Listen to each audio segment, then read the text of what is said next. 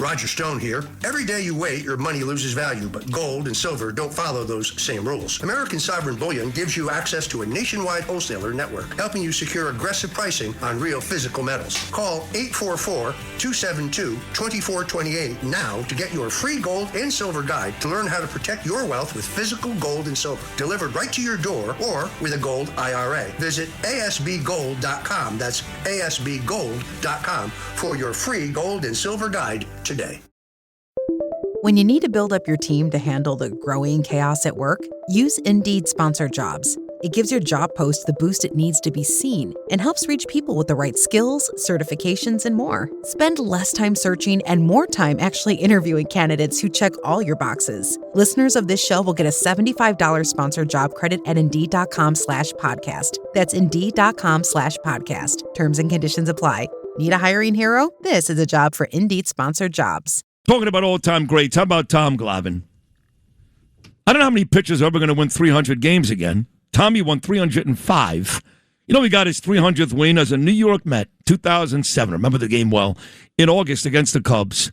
And Glavine came here to pitch for the Mets, and Tom and I became good friends over the air. You know, he would call me down in Miami quite a bit, here in New York. He's a super guy, had an amazing career with the Braves mostly and the Mets. And his skipper, Bobby Cox, all those years in Atlanta, died this weekend at the age of 84. And I only wanted to talk to Glavine. So I know he's in the car right now with his son on the way to the doctor. But he said, I'll call for you, Sid. So here he is, really one of the all-time greats and a terrific guy. My friend, the lefty Tom Glavine. Tom, good morning, buddy. How are you? Good morning, Sid. I'm not the president, but hopefully I'll do this morning. You're a superstar as well. Trust me. I love both of you. I love Trump and Glavine. I love you both.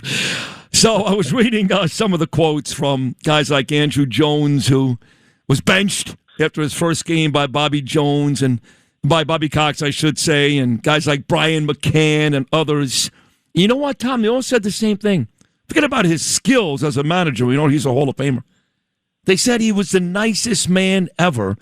And most people say Bobby Cox is the most beloved manager of all time. I imagine you agree with that, yes? Yeah, I do. Listen, there have been a lot of great, a lot of great managers in the game, and I know, a lot of guys who have played for Joe Torre probably echo a lot of the same sentiments that those of us that played for Bobby will echo. But, I think the thing that was great about Bobby is, he was tough, but he was fair. And, even though he was tough, he had really only a couple of rules. You show up on time, you wear your uniform the right way, and you play the game hard. And that was really it. And I know it sounds kind of silly for the average person to hear this or hear me say it, but a lot of guys will say the same thing. He treated us like men and just kind of left us alone, Like I said, with those three simple rules that he had, he expected you to follow them. And then he trusted guys to do what they needed to do to get their work done, to be ready to play each and every day. And, I know for us pitchers, particularly me, Smoltzy, and Maddox, we played a ton of golf. Everybody knows we played a ton of golf. Bobby didn't care because he knew it never got in the way of us getting our work done and being out there every fifth day, taking the ball and go to pitch. So I think that was a big part of it. Like I said, he was tough. If he had a problem with you, he'd call you in his office and you talk it out, and that'd be the end of it. But he was also, I think, extremely fair. And like I've said to people over the course of the weekend, everybody keeps asking me, give me one word that would describe Bobby. And I think the word that keeps coming to me is passion. He had a passion for his family, he had a passion for the game, and he had an unbelievable passion for his players. You mentioned the fact, that was wonderfully said and beautifully said, Tom, that you guys like to play golf, you, Smoltzy, and Maddox. Who's the best golfer of the three of you? I hate to say it. It pains me to say it. Smoltzy. Yeah. I'm trying to close the gap on him. I'm getting there, but he's still the best. Because I know. In fact, when I texted you Saturday and we talked about coming on today, I said, something tells me you'll be on the 7T. I actually texted you that, if you remember that. So I know that you I know that you love the game. When you get you're on the Braves, and correct me if I'm wrong. I could be wrong. But I believe your first 2 years there with the Braves, you had Chuck Tanner, who was one of the great managers when I was a kid with the Pittsburgh Pirates. He was a great manager. And then I think you maybe had 1 year of Russ Nixon before Cox, who walked away in, I guess, 95 after managing Toronto, decided to come back, 85, excuse me, decided to come back in 1990 and make a second run with the Braves, which lasted 21 years.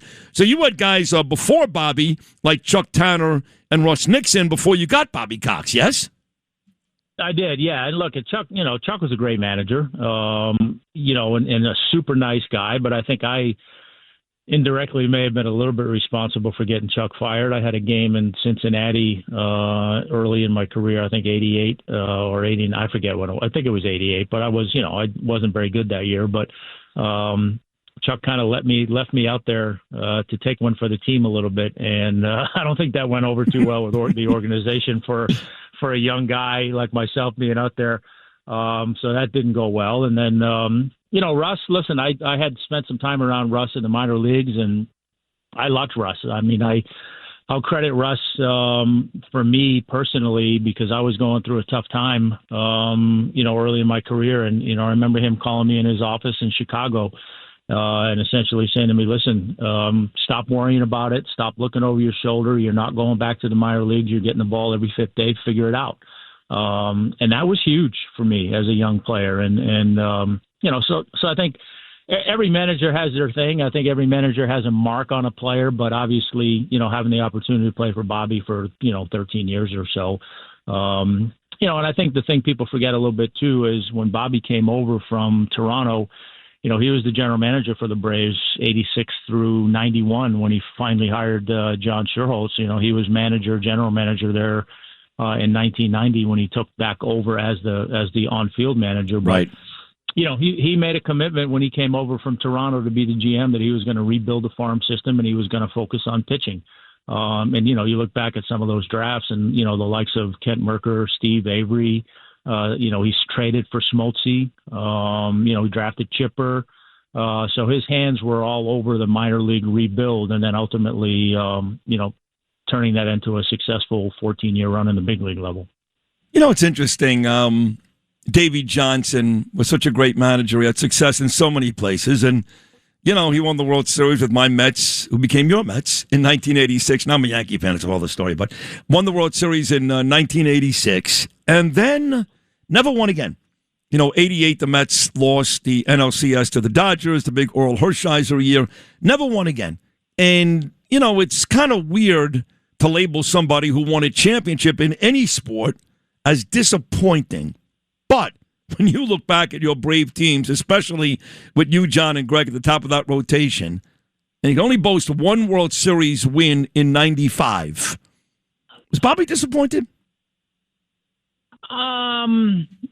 Listen, if you were to ask any of us, and I'm sure Bobby would say the same thing, were we disappointed we only won one World Series? Yeah, of course. I think we felt like we certainly could have won more, and I think that when you start to really look you should have, 96, you had him in 96. I know they were home run off boulders. That was a big one, but you had him. No, 100%. I think that when we look back at it, if there's one that you kick yourself over, it's 96 with the Yankees. I mean, to go up into New York and win the first two games of the series up there and then come home, and then you essentially get swept 4 games and the series is over. That was extremely disappointing. And given that, game 3 I pitched and we lost and we had a bases loaded with nobody out, 1 inning, didn't score.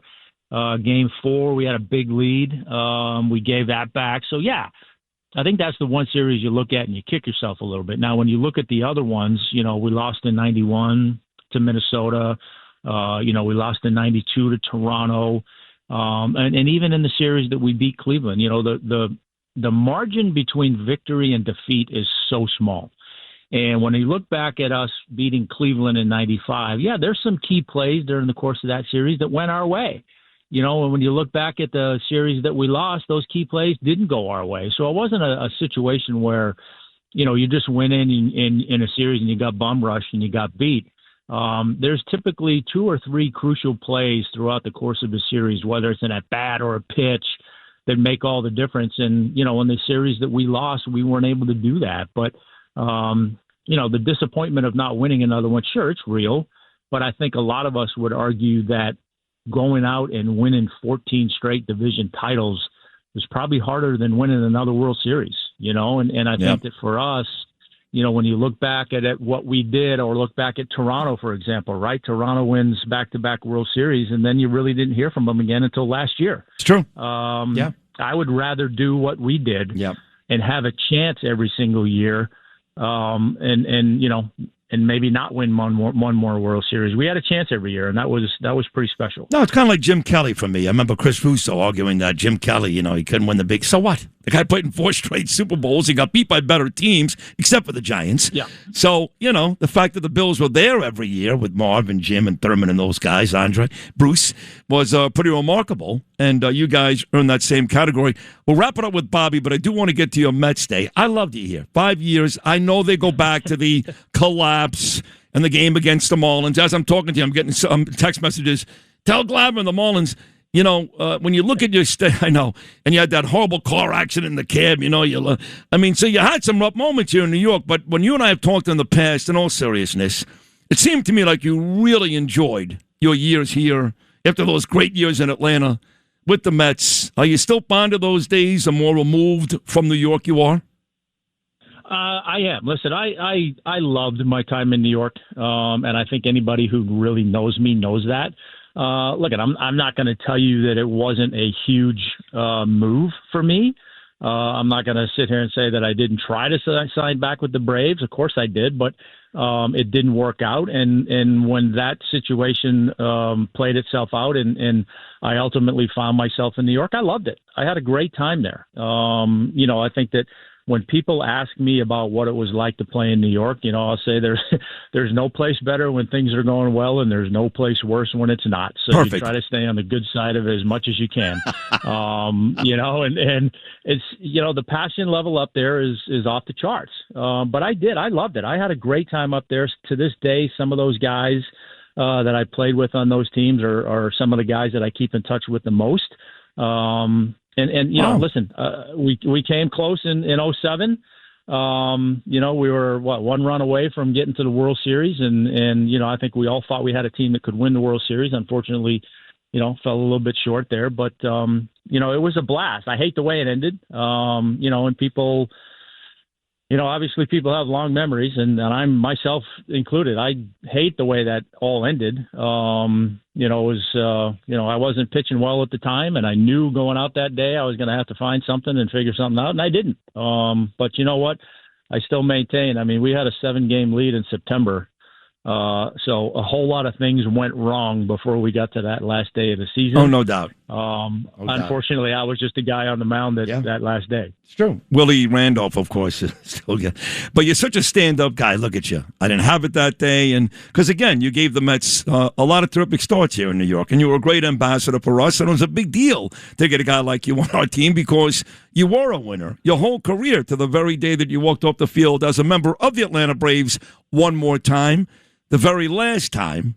So that had to be pretty cool, right, to go back to Atlanta that last season just to say goodbye?